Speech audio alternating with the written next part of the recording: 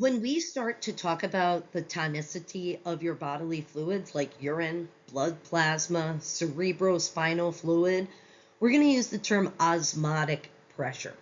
We might even use the term colloid osmotic pressure. Same thing, same thing. You may receive test results about the fluids of your body that list the osmolarity of those fluids. And now, for us in this class, these things, osmotic pressure, colloid osmotic pressure, osmolarity, they're not exactly the same thing, but right now we can pretty much assume them to be the same thing. They all mean the tonicity, and they all mean the attractiveness of solutes. And this is why it was important for us to understand that solute is usually way more important than solvent. And the more solutes a substance has, the more attractive that substance is to water. So now looking at this term colloid, which means substance or solute, this would indicate that there's some type of water movement, and thus the term pressure is applied, which indicates something going down a gradient. So colloid osmotic pressure is a measurement of the amount of solutes, but it also is something that indicates the ability of that substance to attract water. Finally, we get to this concept of osmosis, which actually has a really robust definition, but right now let's just limit the definition to water. So I appreciate it when students tell me that they fell asleep on their book and they thought they could study by way of osmosis. But you can't study by way of osmosis, because osmosis is only the movement of water, not the movement of knowledge. More specifically, osmosis is the movement of water across a semi-permeable membrane.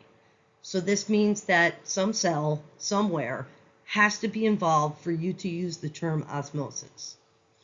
Many of you might have heard this saying before, that water follows salt. That is correct, because as we found with colloid osmotic pressure, salts or solutes are very attractive to water. Water molecules like to stick to solute molecules, so water is always drawn to an area of hypertonicity. Another way to think about this is that water will be drawn to an area of hypertonicity in an effort to make both the inside and outside of the cells isotonic.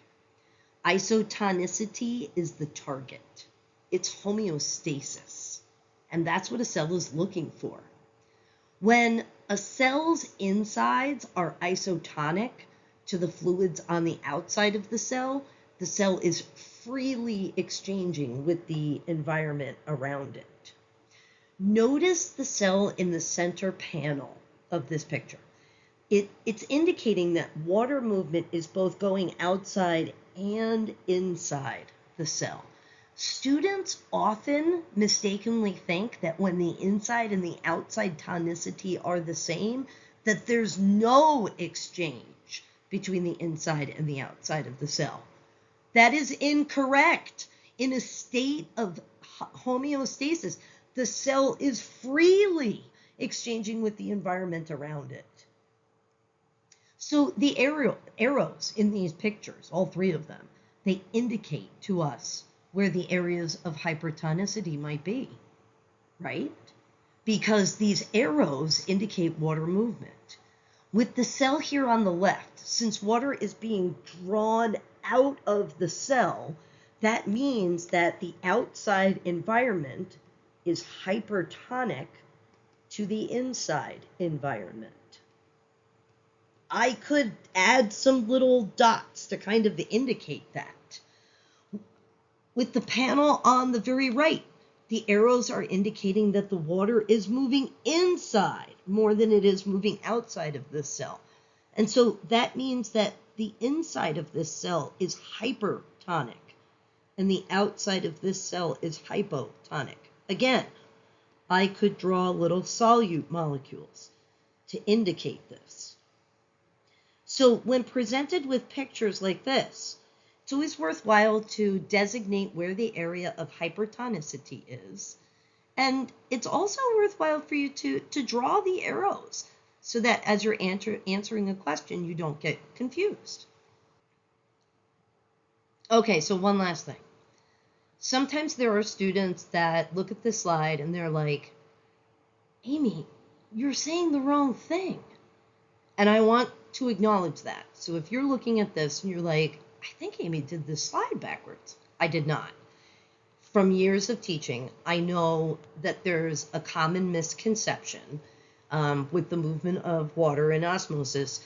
And I also know that I could explain it to you 10 different ways, but none of those ways will reach you. So right now, I just want you to believe me that these 3 panels are true. I promise that sometime in like 3 days from now, you'll wake up at 3 a.m. in the morning and you will say, I get it, I got it, I understand this slide. So if this isn't sinking in, you need to take a break from this material, let your neurons rearrange by like, I don't know, taking a nap, and then come back to this slide and you'll be like, I don't even remember what I thought before.